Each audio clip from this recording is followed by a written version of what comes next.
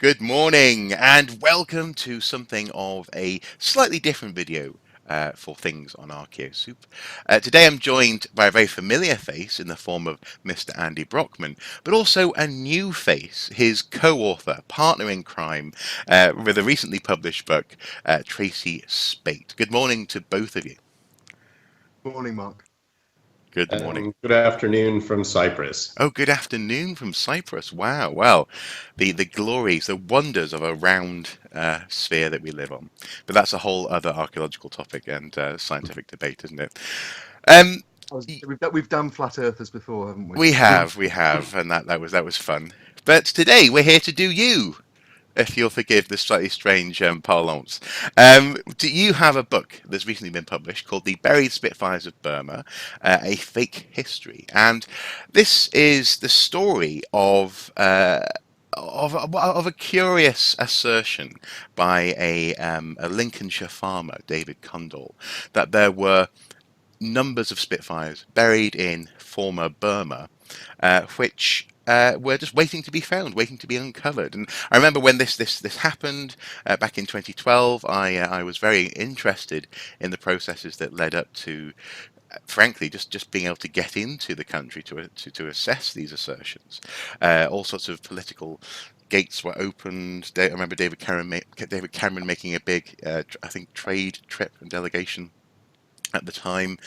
And, well, long story short, it seemed as though we're not going to have that glorious flyover Buckingham Palace that was envisaged by so many people. And this book, for me, is fascinating partly because of that subtitle, A Fake History.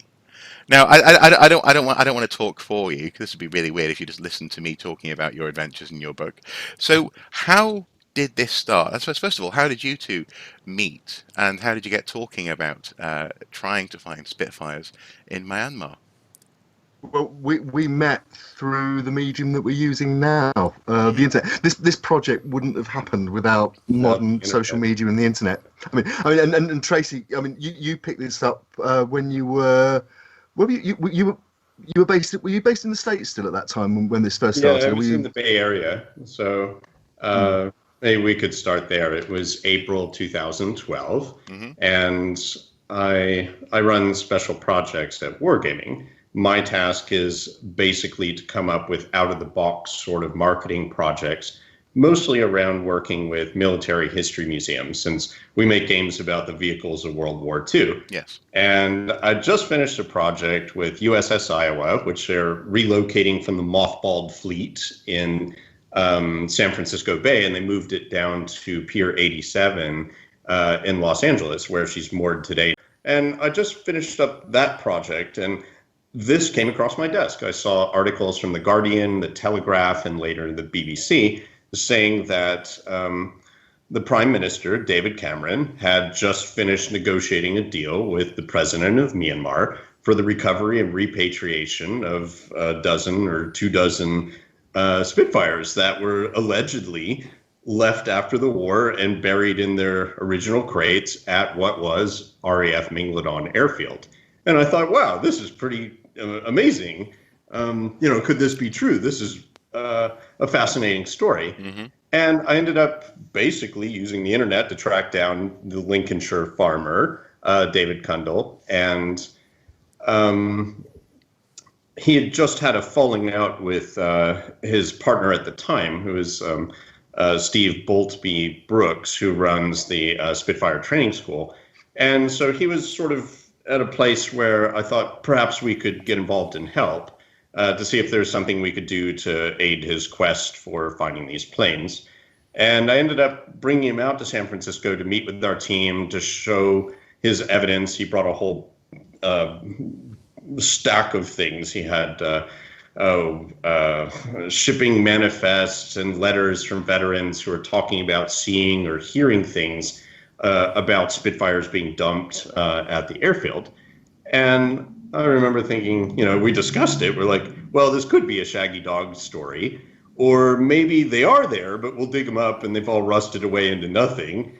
Or it's going to be like that episode of Geraldo where they dug up, they opened Al Capone's vault on live television, and there was nothing inside. So we were aware that these were possible outcomes of the story, but we thought, it's a great story, and we'd love to get to the bottom of it. And that led me and David going to Myanmar to try and get the contracts to be able to do this project. That was in June of 2012. And things perhaps I should say this. Go ahead. And perhaps I should say that in parallel to this, but quite separately at the moment, I'm observing this story from a UK perspective and from a UK conflict archaeology perspective. And it is one of those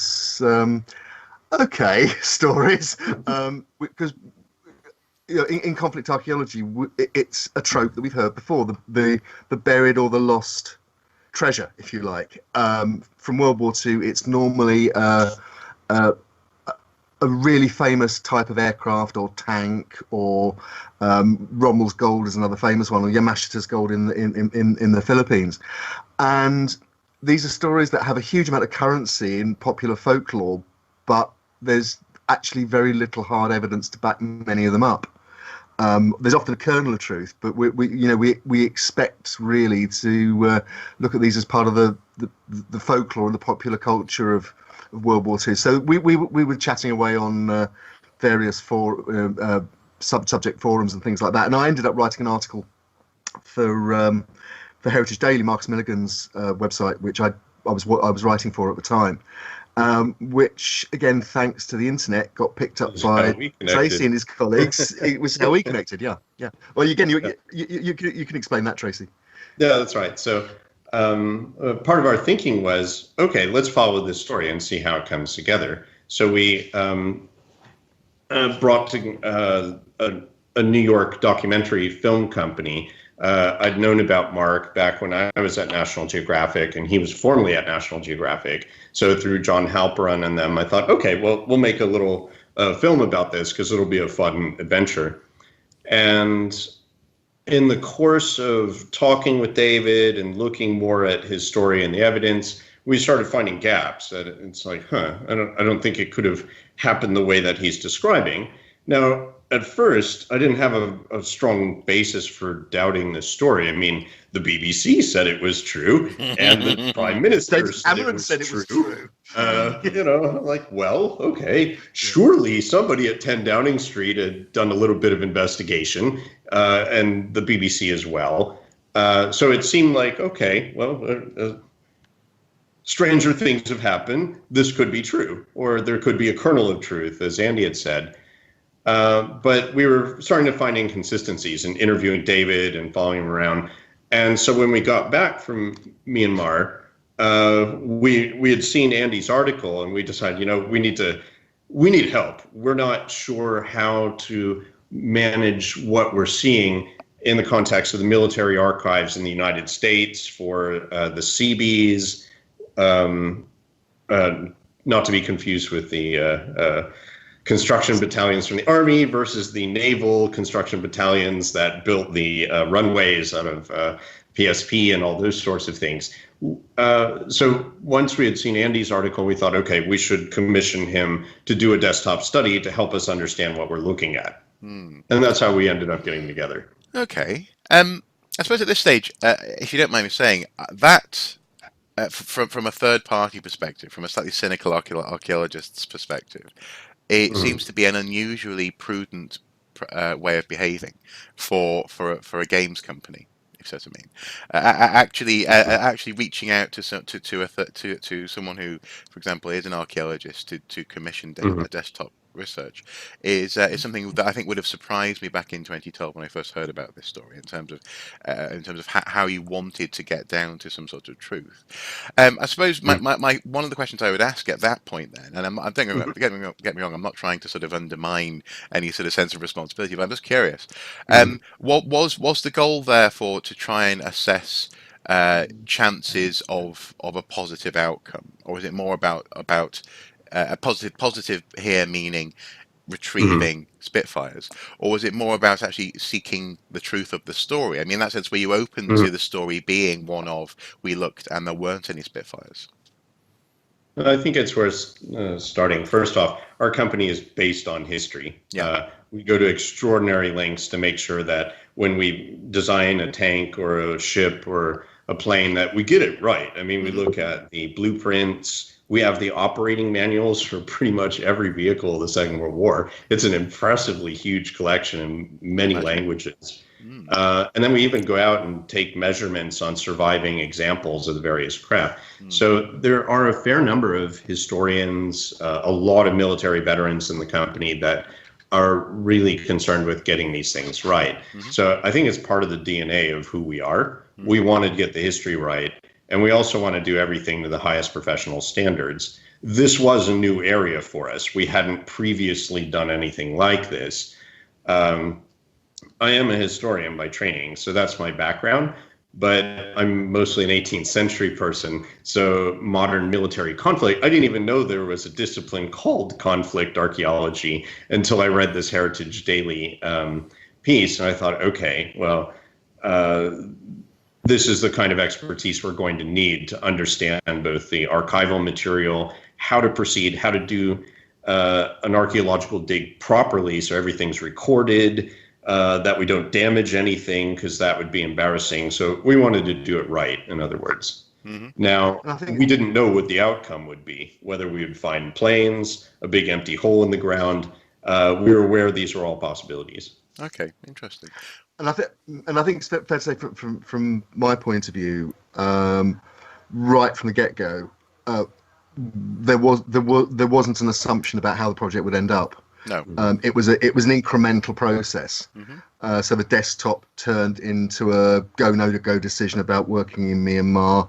It turned into then a project design to put forward to the authorities in Myanmar, putting together a team. And you have to mention, we were able to bring on board my colleagues Martin Brown from the No Man's Land project and the consultancy WYG, very senior, very experienced conflict archaeologist, and Rod Scott, again, another very experienced conflict archaeologist and ammunition technician to look after the safety aspect of it. And then, again, 3 university-level geophysicists, Roger Clark, Adam Booth, and Andy Merritt, to do the geophysics on site. And Wargaming backed that absolutely. We were never under any pressure to come up with a particular conclusion. It was always a case of following where the evidence leads, and in fact we ended up framing it for the public as almost as a CSI. It was if not a who done it or where done it or why done it, but was it even done? Was it even done? Yeah, but that was fine because that framing worked, whatever the outcome was going to be. When I think when we went to Myanmar, we were fully expecting certainly as a minimum the kind of archaeology you get on a Second World War site in anywhere in the world, really, which is the relics of the period plus the clearing up afterwards, and which could have included. In fact, we now know subsequently did indeed include parts of aircraft. Yeah. So there was always going to be archaeology there. The question was what and how much of it had been damaged or destroyed before. Were there perfectly sealed plane kits waiting to be assembled? Sorry, that wasn't a sarcastic cough. That was a genuine cough. No, actually, it's a good point to make though, because I certainly went into it. And again, I think if you look at the book, you will see it did cause some friction, understandably, I think. But I certainly approached it with the standard academic thing that there is a thesis, but it is an extraordinary thesis, and therefore, in the words of Carl Sagan, it would require extraordinary evidence to prove it. And in a sense, you have to test these theories to destruction. Well, and that's, I suppose, inevitably where this goes next. Is it what actually happened in that process of getting there and then beginning to test these theories to destruction or to fruition? I mean, was it straightforward gaining access and getting on site, and then what happened next? That was Tracy's department. Fortunately, all we had to do was do the work once the site was open to us. It was Tracy and our getting there Burmese was its partners. own challenge. As once this story had broken and was all over the media in April and May of 2012, suddenly quite a number of people put in applications to be allowed to excavate at Minglodon. There were teams from different countries, even former business partners of David. Boltby Brooks at one point put in an application as well. Right. So there were competing teams and there was sort of a scramble. Mm-hmm. So even at the beginning of the project, it wasn't clear if we'd even get to do this at all. Mm. And so I thought, okay, it's a wager. Let's go out there and see if we can secure the contract. And that didn't actually happen until October. So there were multiple trips out there, lots of meeting with Minister of Planning. Ultimately, 7 different ministries got involved, including the Ministry of Forestry, because there were trees near the site. Okay. So we learned a lot about navigating the bureaucracy there. So just the process of being allowed to do this at all was involved. And I think the Myanmar government saw it as an opportunity to conduct a joint heritage project that might help bring countries together, have exchange of ideas, because you have to remember this is exactly the moment that they're coming out of the sanctions regime from the EU and the United States and Great Britain and all of these places, and they're finally emerging back into the community of nations. And there was a thought that maybe this project can be, this uplifting thing of recovering these wartime planes and then restoring them and all the rest. So I think that's why the governments are interested. Absolutely. I mean, Cameron had been in March effectively as an envoy from the European Union. I remember when we used to do things like that. But I'll try not to cry into my tea. This is not a David talking about the B word. It's okay. Go on. No, it isn't. It absolutely isn't. But at that point, Tracy's absolutely right. Barack Obama had been the previous November. He'd been the first Western head of state, senior head of state to visit. Mm-hmm. Cameron went in the March. It was pre the crisis and the alleged ethnic cleansing in the Rakhine state. So Myanmar was very much seen as this almost this butterfly emerging from the military dictatorship, and this Nobel Peace Prize winning laureate as a future head of state, although at that point she wasn't able to be because of the then constitution. And so it was a very positive atmosphere to be kicking off the project in. And in fact, 6 months earlier, a year earlier, had this story come out, I certainly wouldn't have been able to get involved because, ethically and legally, the country was under sanctions. So it was one of those sort of moments in history when things can happen. This happened. What we did happened to be just one of those things. And presumably this was in the context of final preparations for the UK Olympics as well. So there must have been a sense. Well, they say, I'm curious. I don't want to presume there. I'm curious. To what extent do you think that things like getting Spitfires back to Blighty played a part in this opening up? I'm not saying that you guys need to single-handedly claim that you reinstated a nation into the community, into the global community, but I'm just curious. I mean, because at the time, I remember there being, and correct me if I'm wrong, I remember there being an excitement from Number 10 about Spitfires possibly coming back to Britain. Was this a key part of the reason for this, or was this more of an EU thing? I wouldn't go that far. I think if you look at the chronology, Cameron goes in March 2012. He is then 18 months into the coalition, roughly. He's establishing the coalition with Liberal Democrats. That is, with people with the Liberal Democrats. Exactly. He's trying to establish a sort of outward-looking progressive government on the world. It's performing on the world stage, and yes, the Olympics are happening in 2012, but that's in July, if I remember correctly. And our project ran really through until the following January. We left Myanmar towards the end of January 2013. Right. So it was more however, of a convenient package of things for Number 10 to be talking about at the time then. I think so. We talk about it in the book, and in fact, if you look at the chronology, the announcement of the joint project with Tenzin and the talks, that was briefed to the press in Myanmar. The press pack that was travelling with Cameron, and it was at the time when people were saying, "Wait a minute, what's this tour actually achieving in terms of concrete results?" And he was also under criticism for using an Angolan airline that nobody had ever heard of, that had been linked with massive corruption in the Angolan state oil company.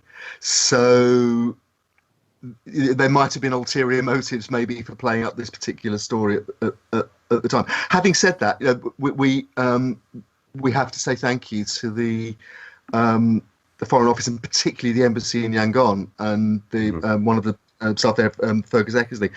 They never showed any, obviously, favouritism to our project, but once the project was given the permissions, they were extremely helpful, very courteous, and very hospitable, and even hosting a drinks and a sort of drinks party one evening in the embassy. It was again one of the surreal, rather wonderful moments of the project. Yeah. Were there any Ferrero Rocher there?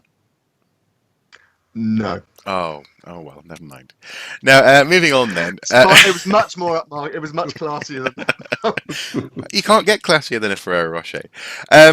Okay, so I'm joking, obviously. So speaking of concrete results, then presumably when you get to the site, what are you confronted with? Was there, for example, actually a lot of concrete that you had to deal with? I mean, what was the initially, I guess, site clearance or geophysical stuff before you actually start digging? What had to happen in order to narrow down where it was that you wanted to focus any physical destructive investigation? This process began long before we got to the airfields. I mean, first off, we had Andy's desktop study where he was reviewing some of the archival sources. We had maps and photographs of what the airfield looked previously, because RAF Mingladon looks really different than Yangon International Airport. There were 3 runways at the former, and now there's only the one modern international runway for larger jets and things. So there was a process of trying to understand, how does that map onto the modern airfield? We then had to put together a project plan that was presented to the various ministries to say how exactly we would do the work, because the last thing you want to do is like accidentally dig up the power cables for the runway or some other horrible thing. So we needed to interface with both the various ministries, including like civilian aviation, our partners locally who did all the translating work and coordination with the local authorities and the airport and airport security and so forth, so we could get on there. And we had to specify, we're going to dig in these areas. We'll do geophysics first to recapture, the original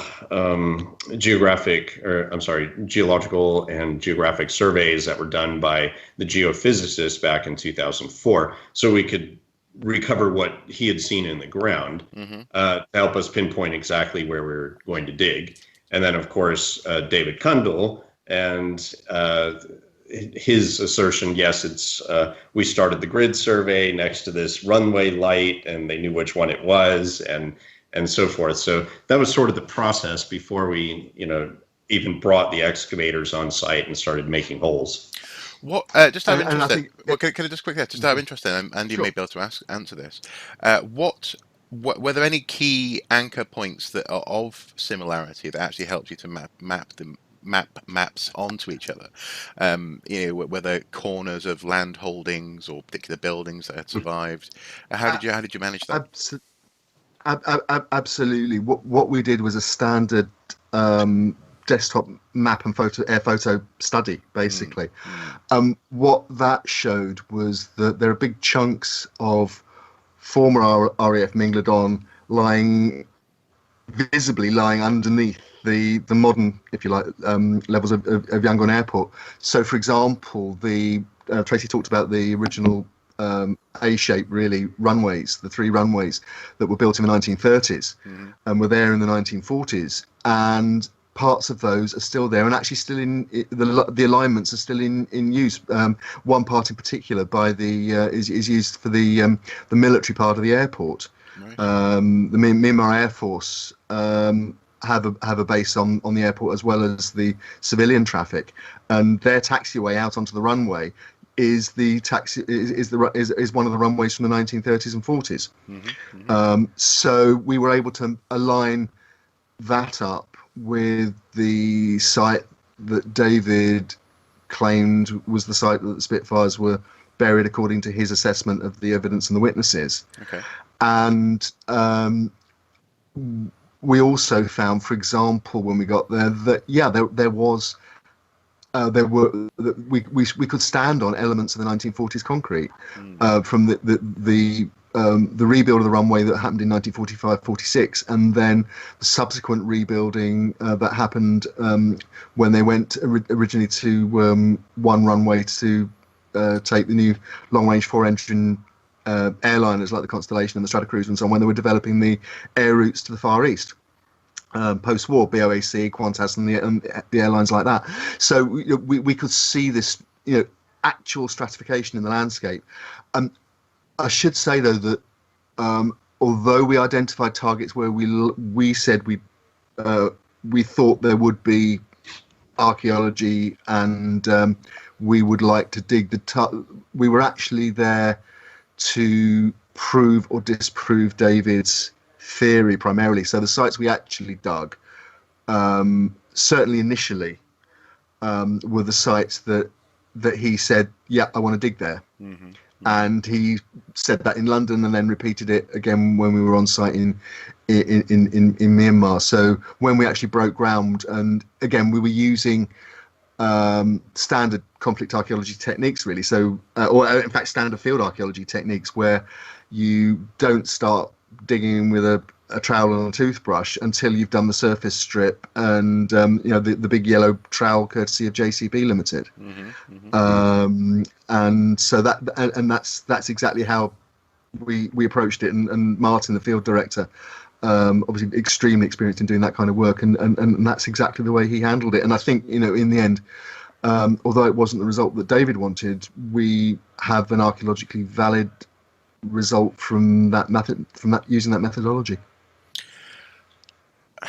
I suppose this brings me on to a question that I remember being greatly discussed at length at the time, in various forums, and that is the result. And as you say, the result that for example, as you say, David wanted. And this is a key aspect, and this is one of the reasons actually I also asked Tracy just before about this notion of outcomes, is that a key aspect of archaeology is that we look for what is there.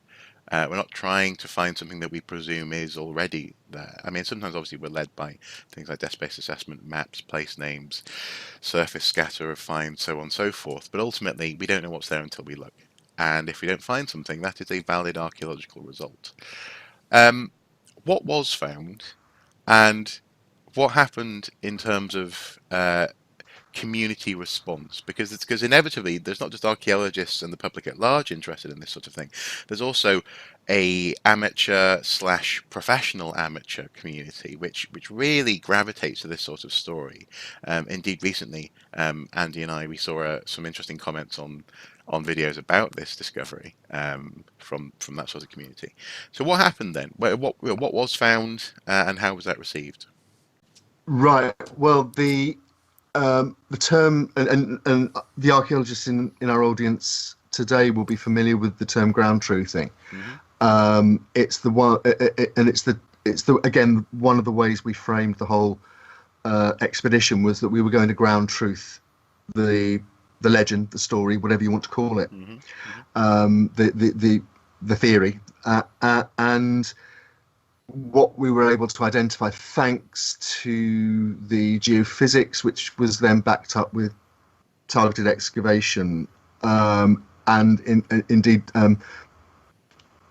long sort of transects of excavation to actually look at the what was there just under the surface. Yeah, we weren't dealing with deep stratification. No. One of the things that we went into the story with David saying was that these aircraft were buried 30 feet down under a build-up of soil. That just doesn't exist on the areas of Mingladon that it was being suggested. In fact, the 1940s ground surface is, in some cases, still cropping out on the modern surface. Yeah. Well, and also presumably that's partly going to be because it's an airport. They're going to be doing lots of landscape management to ensure that there's not encroachment making lumps and bumps where they're not wanted or warranted. The landscape, the landscape. It is a manufactured landscape, but the perhaps to a surprising extent. Although, for example, most of the the 1940s runway hardtop had been stripped away. In patches, it was still there. Parts of the taxiways out to the old engineering dispersals are still there and are still being used. And the and as Tracy alluded to the sandbags, we found the remains of what's almost certainly a slit trench which had been backfilled with sandbags, presumably sandbags that had been surrounding it and then been pushed back in when it was backfilled. And again, that was within the first sort of 3/4 of a metre of surface. And the other thing we found, which was critical to our assessment of the veracity of the story, is that once you go down more than a couple of meters, you hit natural blue clay, and the site's waterlogged. Even in the dry season, the trenches start to fill up with water, which is really not the most benign environment if you're trying to bury aeroplanes with a view to digging them up and flying them again. So okay. Well, and I suppose this is an aspect of this whole thing that very much intrigues me, because I remember at the time, and again, correct me if I'm wrong, this is the reason why I sort of doubled down on this question of what was in the ground. I remember at the time there being talk, possibly from Mr. Cundall, about there being a hole or something that hadn't been fully investigated. Essentially, there was a gap that he had seen, there was a cavity that had been observed that the archaeologists simply refused to go into. And the reason why I'm asking this is because I remember at the time, lots of people in that community that I just mentioned, that professional amateur community, were insistent that there had been some sort of cover-up or a lack of will to go the whole way, to go the whole hog. What was going on there? And incidentally, if that's a question that you can't answer, that's fair enough. In so much as if there's just nothing to say, that's fair enough. No, I mean, it's one of what was actually going on. That relationship and those perceptions are really a key part of what the book's about. And I mean, I think it works on two levels. I think it's what was happening contemporaneously while we were in Myanmar, and then when we were reporting in the year or so afterwards, in terms of putting together first of all a talk that we gave at the RF Museum at Hendon, and then subsequently when we published the archaeological report, and then what we've discovered subsequently, and I think I have to say here, read the book for all the details. But I mean, Tracy, I mean, you were trying to manage both the expectations on the Myanmar side, but also looking at what was coming in through social media and working with your with Wargaming's PR team and so on. So you were absolutely in the thick of it, really, in that respect. So perhaps maybe you could talk to that. I don't know. Well, I was thinking more generally about the framing we ultimately adopt in the book about, to answer questions. Like, we looked at why people believe weird things. Wonderful study by Michael Shermer and David Avramovich's Voodoo Histories. That I think these provide the right sort of framing for like just the 5,000 post thread that ended up in the Aviation Forum. challenging the competency and veracity of the researchers and our archival work and our field work and the geophysics studies and all the rest, and saying, basically attacking it endlessly. And it just made me think of a great book I read in grad school. It was about like UFO cults and like why, how they explain why the UFO didn't show up. And that was Festinger's book, When Prophecy Fails, which was another one of the framing devices we adopted in the book. Because when we would show that, well, okay, this can't be true, a new theory would be advanced to try and keep the secret burial theory alive. And then we would say, well, no, that's not true, because here, look at this evidence. And then it would move again. And so it became this endless game of goalpost moving that ultimately, I think, what did we say? That one should just pour oneself a stiff drink and, that's about all you can do. Well, and in that sense, it's... Sorry, go on. All I was going to say, just to back up what Tracy's just said, I mean, again, one of the fascinating things to me, taking part in the whole adventure and then trying to rationalise it and write about it subsequently, it was a very, it was standard archaeology on one level, in the methodologies we were using were all absolutely straight out of the textbooks. But it's taking place in this strange media and social media bubble, where, for example, we're in the hotel coming down for breakfast in the morning, and one of the things we're discussing is what we're seeing on the net that has been briefed out by other people that are there at the same time, who are saying that David's getting really uncomfortable that there's too much archaeology going on, and he wishes they would just get on with the Spitfires. Focus on the Spitfires. Absolutely.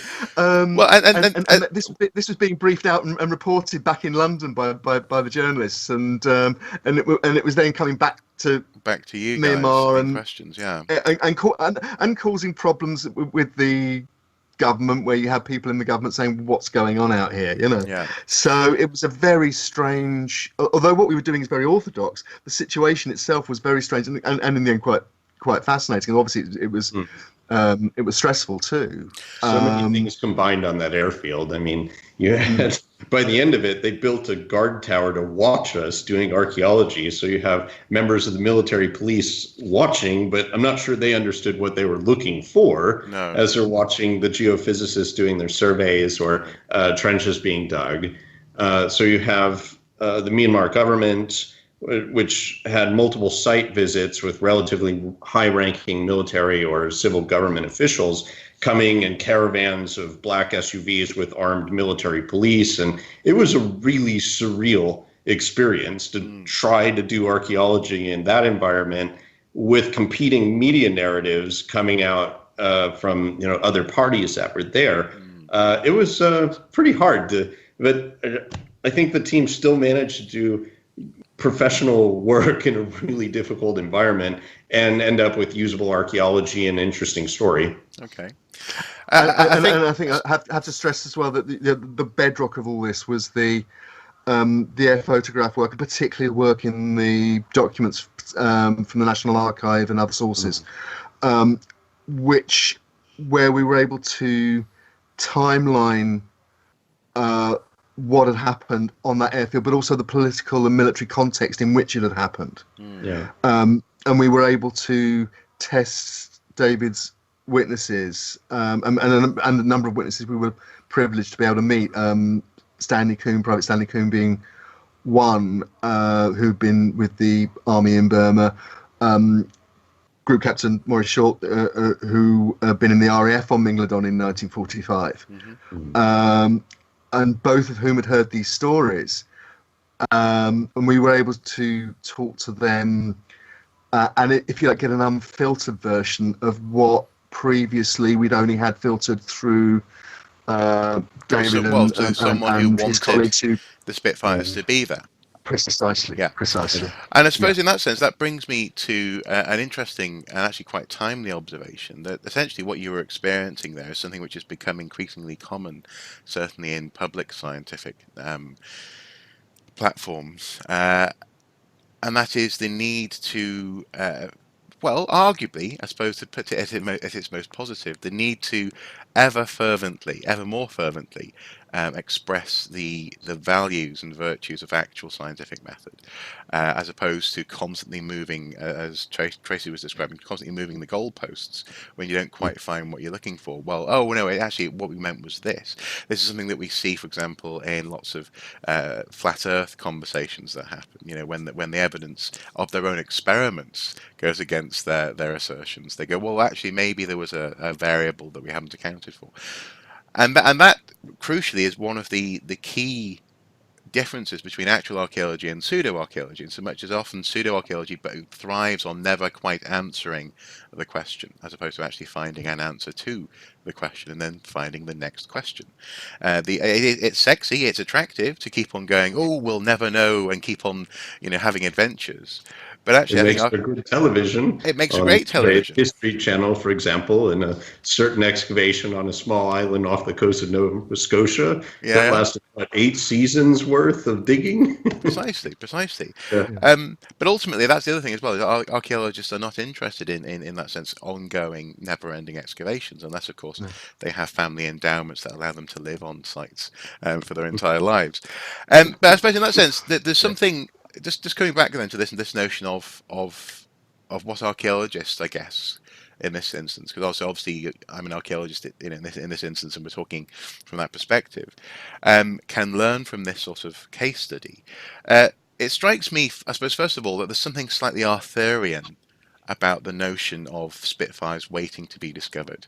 One day, it's almost, one could even say it's almost slightly nostalgic for Empire. One day we'll return. One day we'll get back there, or at the very least, one day those Spitfires will come back to Britain. How can archaeologists learn from the desire, the heartfelt and often very well-meaning, nostalgic desire for something to be true, and the way that story maps onto observable reality? How can archaeologists learn from this in the context of, as you say, in the book's title, fake history? And is there a way to bring people with you on that story? Personally speaking, I was very aware, and in fact, I had a conversation, in fact, with a producer on the BBC, who was covering the story before we went, about the colonial aspect of it. Nick Springate worked a lot in Myanmar, and including under the worst of the military dictatorship. And I said, look, we're going there as British people with a former colonial power.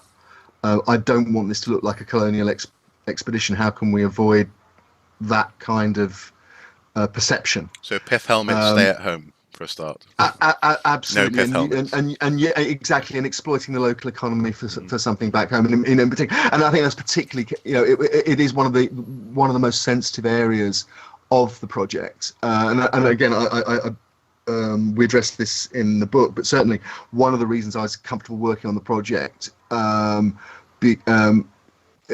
when people were banding around, one Spitfire's worth $3 million at auction. So what would 12 or 24 or 36 be worth, and so on? Well, 36 times 3. But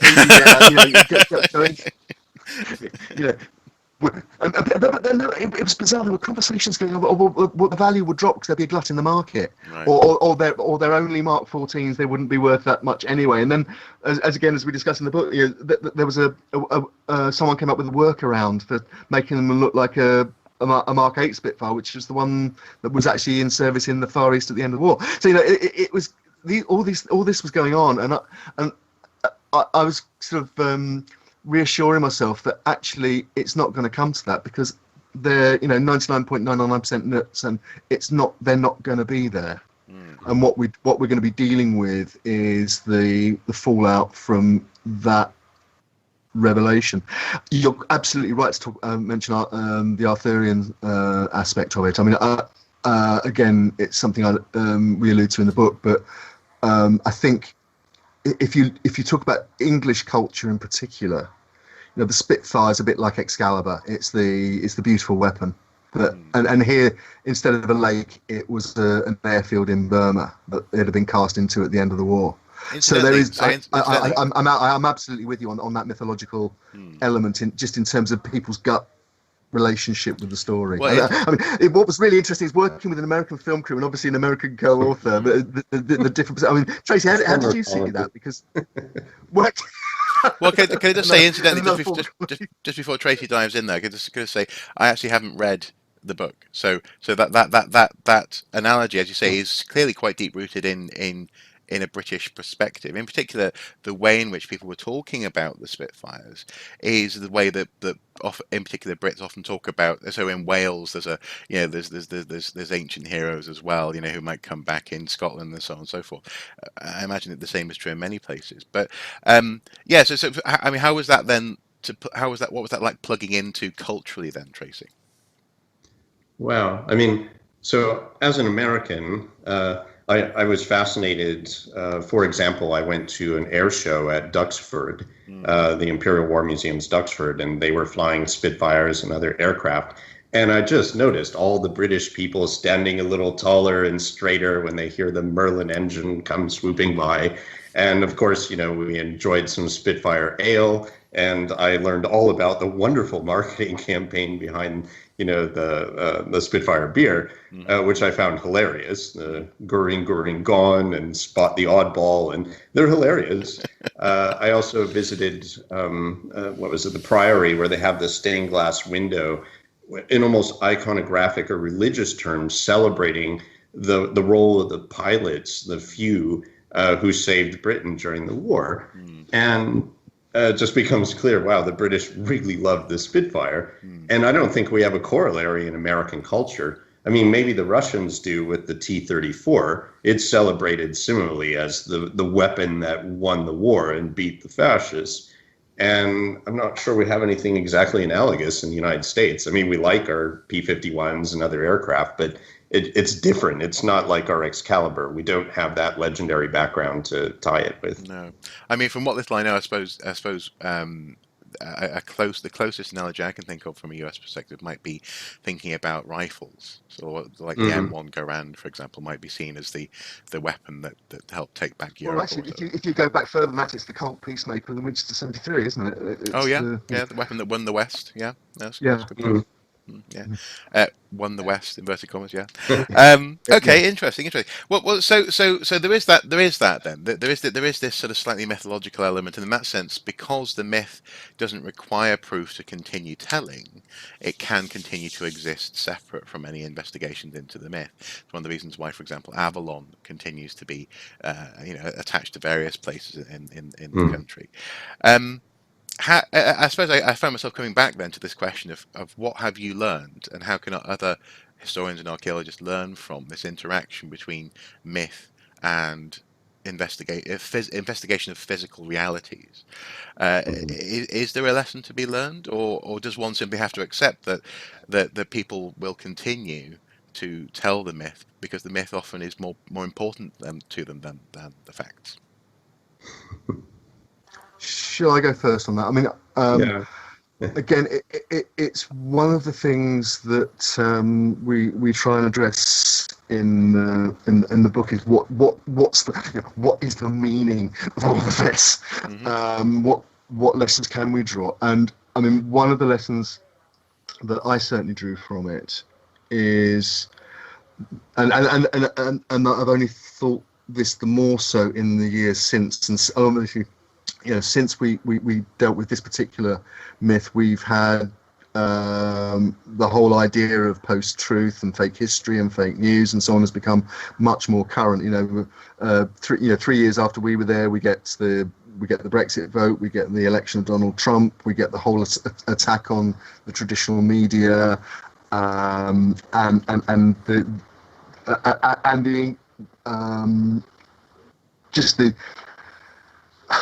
the massive increase in the availability of information, good, bad, and indifferent, through non-traditional channels, so not through books, not through journals, certainly not through journals of archaeological record, because very few people read those. So if you want to back up something that you think you can, that can be fed, you can find that information if you need to. Precisely that. And you can even find a real person or a bot farm that will agree with you and magnify what you're saying. So two things really I draw from this. One is that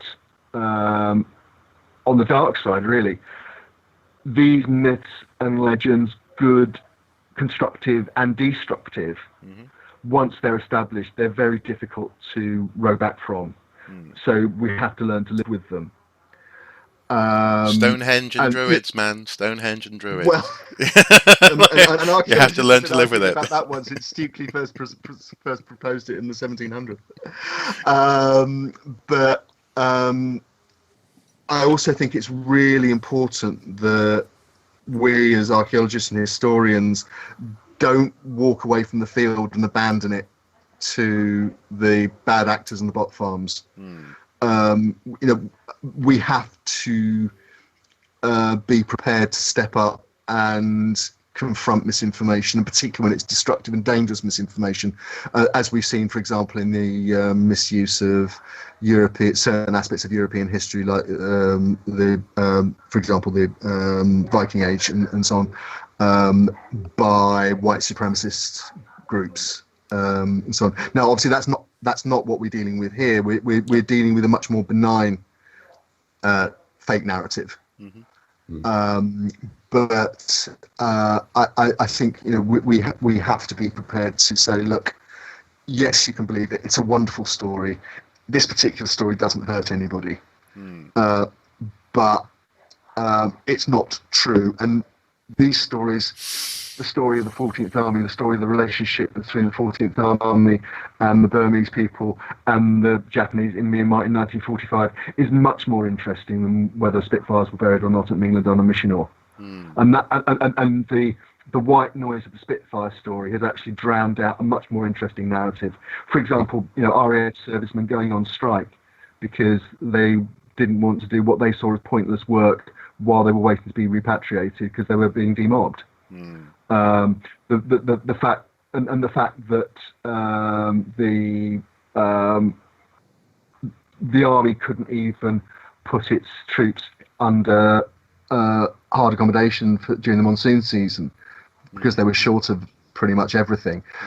And there was this political melting pot going on because Burma was very shortly afterwards going to become independent, and independence was a very live issue in the at the time. So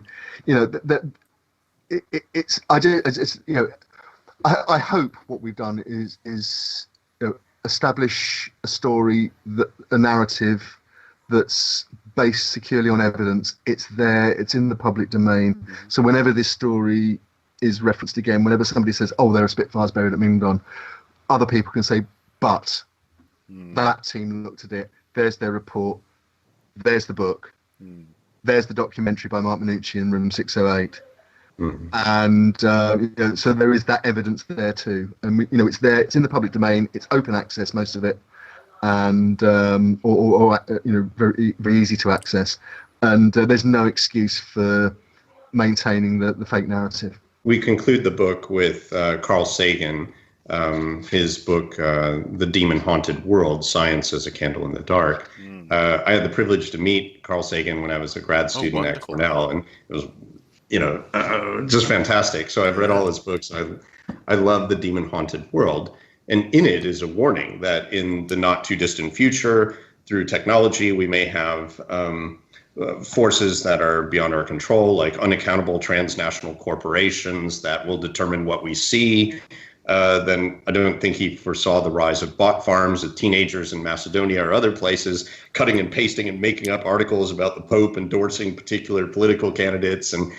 And we're barraged with all of this information outside of traditional media outlets, and it can be very difficult for the common person to sort of ascertain, well, what's true or what's not true, and how do we know? So we live in this weird post-truth landscape where I think what we're doing is trying to make the case that evidence-based historical study it matters. There is, we can argue about it, like an objective, verifiable world out there that we should make a claim to, or we end up in the demon-haunted world where people just believe whatever they want to believe. Yeah, well, precisely, exactly. I am sitting here in Wallsend in northeast of England. I could say I'm in California, but there is an objective truth that I'm not.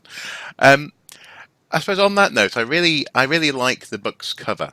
It struck me as very simple and also very poignant, in so much as what you have is the stratigraphy. You're demonstrating a certain archaeological principle there, with the cow munching grass on top, and then it comes down through the roots into the soil. But then, crucially, you get to a toy Spitfire. And in that sense, that is touching very much, I think, on this element of nostalgia, on this element of the reason why the Spitfire is so close to so many people's hearts. And also, frankly, just objectively, it's a beautiful design. But in this instance, I mean, I seem to recall you did take a toy Spitfire along with you, didn't you? I think I saw in some of the photos, but you didn't even find the toy in the ground. And I think that's it. There's an awful lot wrapped up in that cover, and presumably it was chosen very deliberately for those purposes. A lot of discussion went into it. I think it's fair to say. Much discussion. I can imagine. Yeah, it's a beautiful image. I suppose.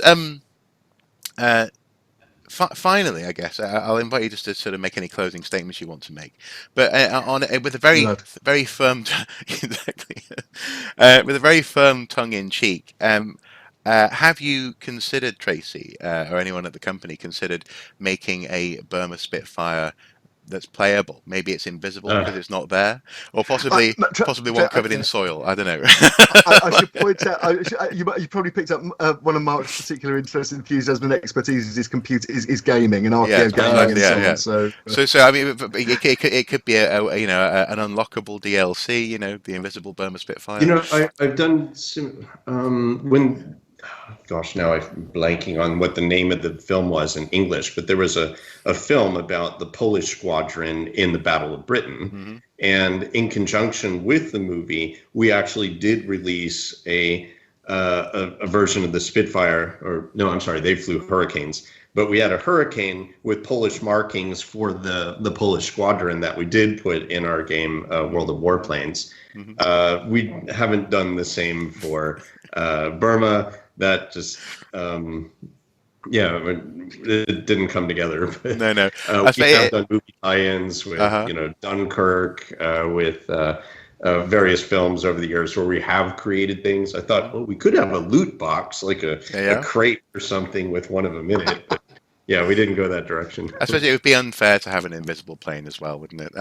But also, I see on the note of Dunkirk, and this is where I think there's a very brief, and this is probably going to be my final statement here, very brief little diversion that points to the fact that actually archaeologists and historians are open to creativity in these realms. So, for example, in the Dunkirk instance, I believe they were using markings on planes that weren't there until after Dunkirk. I think it was like a yellow stripes or something on the nose, which was very useful from a filmmaking perspective to be able to see what it is that you're filming and to make it clear to the audience who's who and what's what, and so it can be very useful from a storytelling perspective. But that's not, and I suppose I just reinforce that for the audience at home. That's not what archaeological investigation is about. Yes, we tell a story about history based on the evidence, but finding the evidence has to be led by objectivism. What we actually find in the ground, I guess. But on that note, I guess I know that Andy's a big fan of the notion that archaeologists are storytellers. So, what would be your final statement on this for today, anyway? Our final statement. I'm pleased you brought up the issue of archaeologists and creativity and storytelling, because I hope one of the things that comes out of this is that you can be both an objective archaeologist and a storyteller.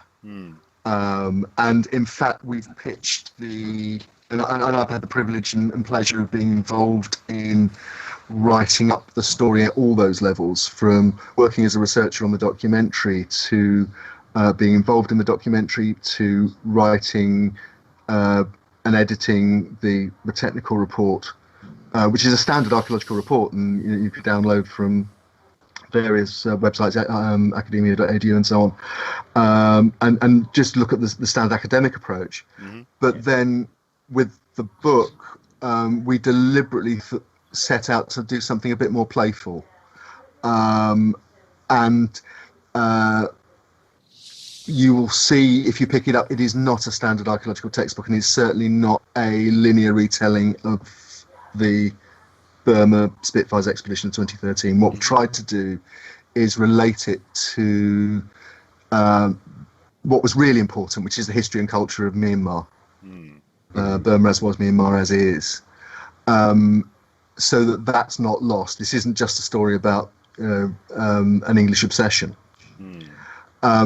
But then also to relate it to the history and conduct of archaeology. And without giving away too many spoilers, we looked at an expedition for another, and unless the Holy Grail behind you on the shelf, but another theme from another object from that particular series of great archaeological movies.